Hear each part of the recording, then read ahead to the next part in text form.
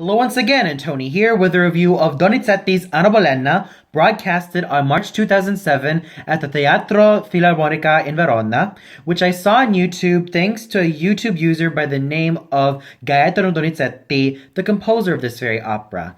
So, Signore Donizetti, if you're watching this, I hope you enjoy this review. And you can also find the entire opera on the link on the description box below. So click on that link and I hope you enjoy it.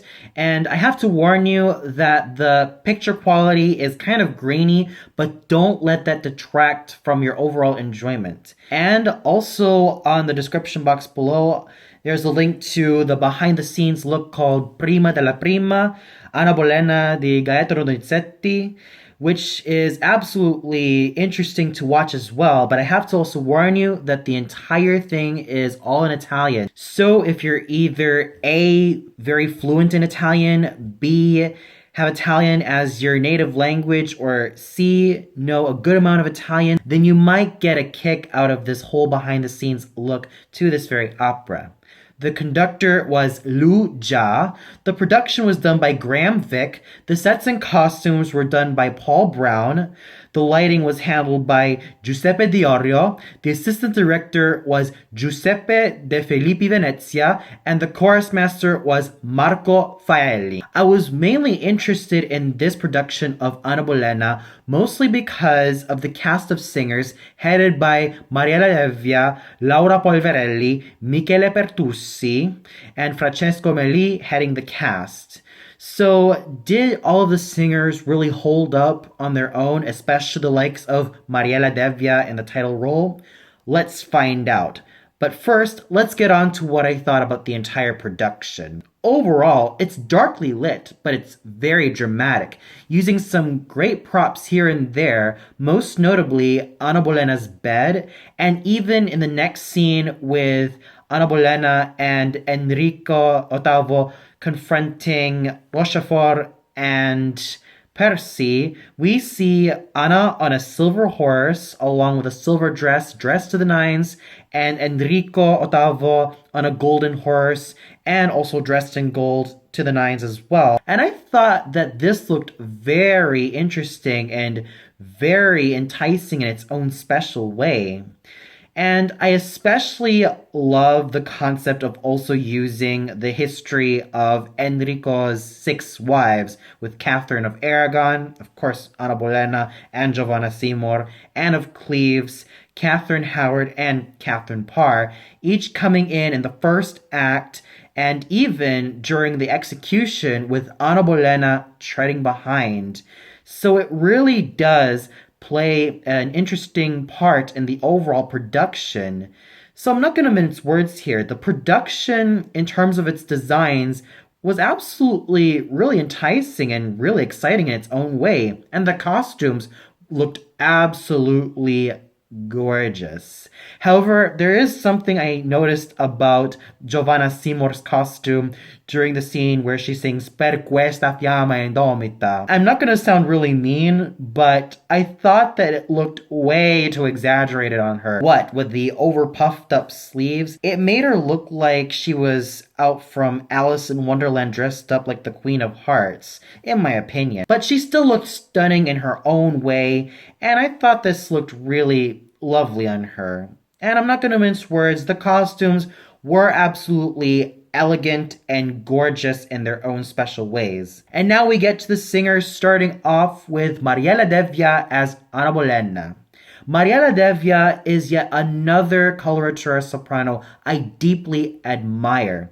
As opposed to Luciana Serra's Nightingale-like timbre and Edita Gruberova's sharper timbre, which can also sound very youthful, the one noticeable thing about Mariella Devia's voice is that it's rich and creamy, but still has that trademark agility so common in a lot of coloratura sopranos, whether they be lyric coloratura sopranos or dramatic coloratura sopranos.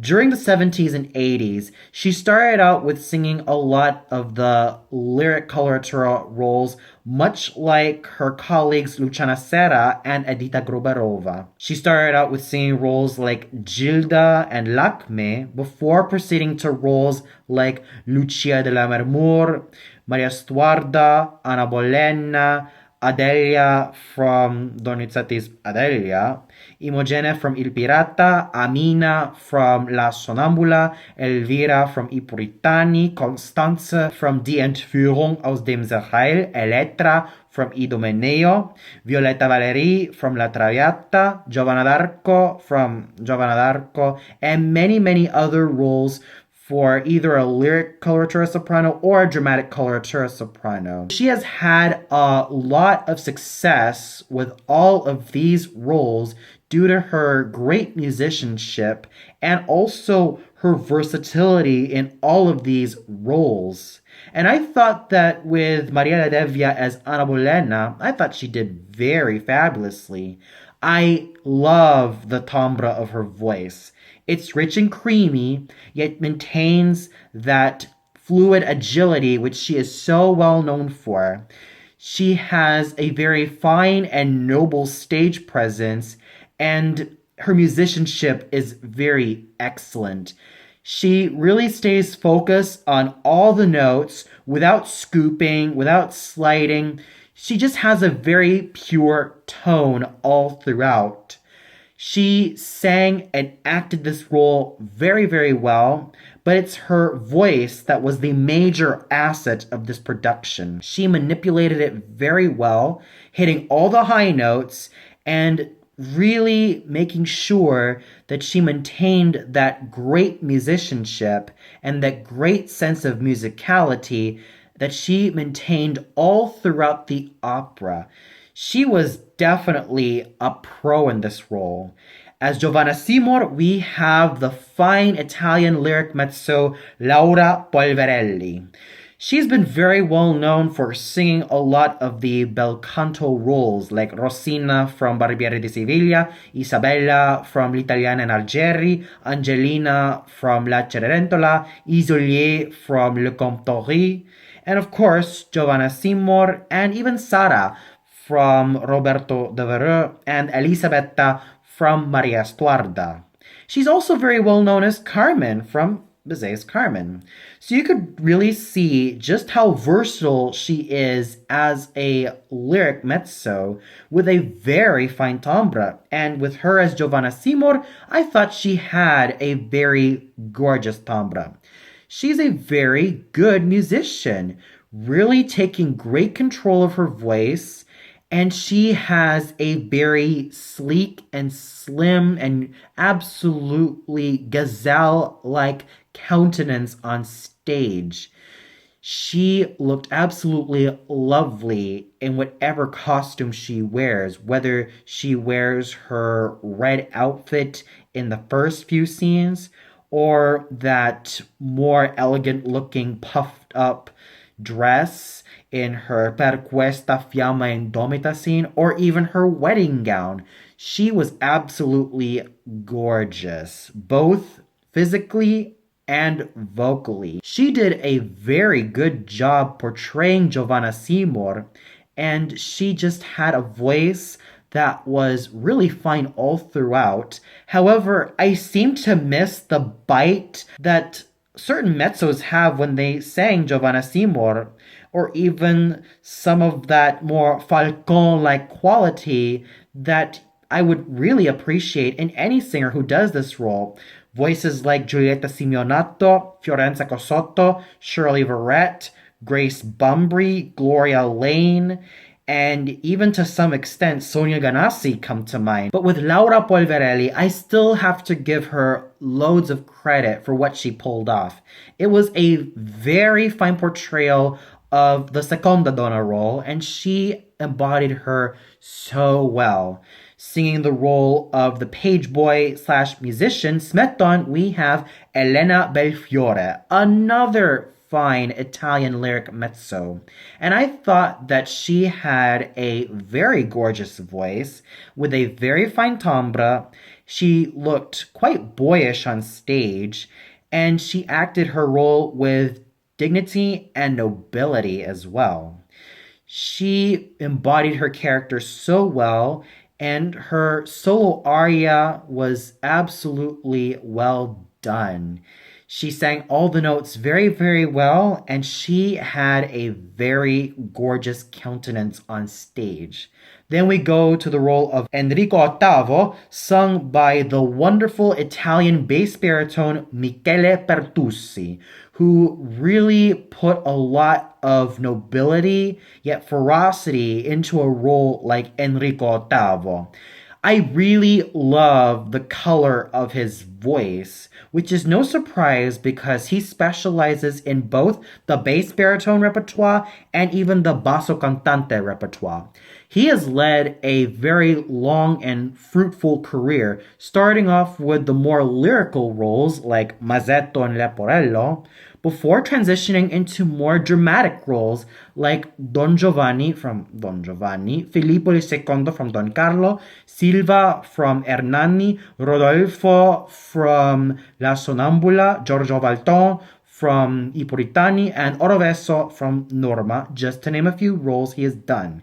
And he did an absolutely amazing job as Enrico Ottavo, really embodying this character with nobility and ferocity, and had a very fine and sumptuous voice, which he used very, very well.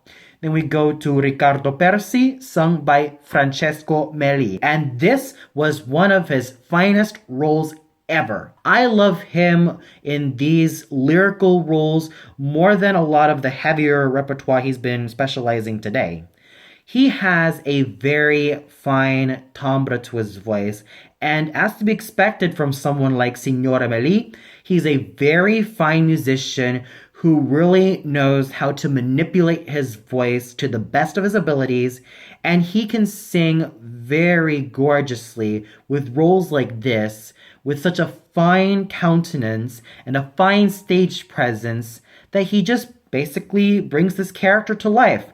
However, there is one thing that I feel that's rather missing in his interpretation of Percy. I sort of missed a lot of those extra high singing that a lot of the tenors singing Percy would do, which I kind of missed from someone like Francesco Meli. Maybe it's just me, because I'm always used to having all of these high singing lyric and spinto tenors really giving this role a lot of vivacity, especially in his cabaletta Nel veder la tua costanza. But I really have to give Francesco Meli credit where credit is due, and I just have to give my hat off to him for being such a very fine musician and for really singing very, very well and working well with all of his colleagues. It's not an easy role to do, but I still have to give him credit for what he pulled off with such finesse and such grace.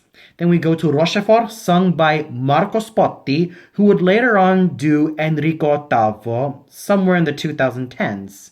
And I thought he had a very gorgeous voice. I really love the timbre of his voice, which is no surprise because I also saw this gentleman as the king 2 years ago in the Arena de Verona production of Verdi's Aida.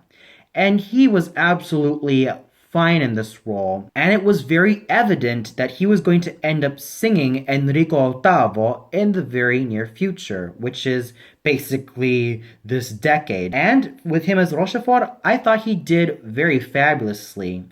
Then with Cristiano Olivieri as Sir Hervé, I absolutely liked him in this role. He managed to make the best out of this really thankless character role with his fine and supple lyric tenor voice, which he used very well. So overall, the singing was absolutely wonderful, with special kudos going to Mariella Devia as Anna Bolena and Michele Pertussi as Enrico Ottavo. And just all the singers doing very, very wonderfully, but Devia and Pertusi really stood out for me. And the conducting done by Lu Jia was rather solid. However, some of the tempi were rather slow, but I still have to give him credit for really making sure that all of the singers and all of the members of the orchestra and all the chorus members collaborated with each other very well, and the chorus was absolutely very fine.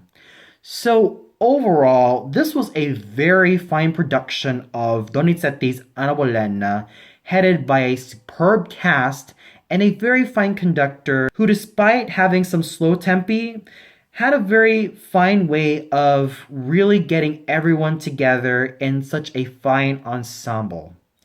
Well, that's all for now. Be sure to tune in tomorrow morning for yet another Blast from the Past review, this time with Donizetti's Lucia dell'Amor, starring Mariella Devia and Alfredo Kraus from an audio transmission back in 1990 from Rome. And also tune in later tomorrow evening for my review of Wagner's Die Walküre, live from the Bayreuther Festspiele as an audio transmission. So until then, good night, everybody.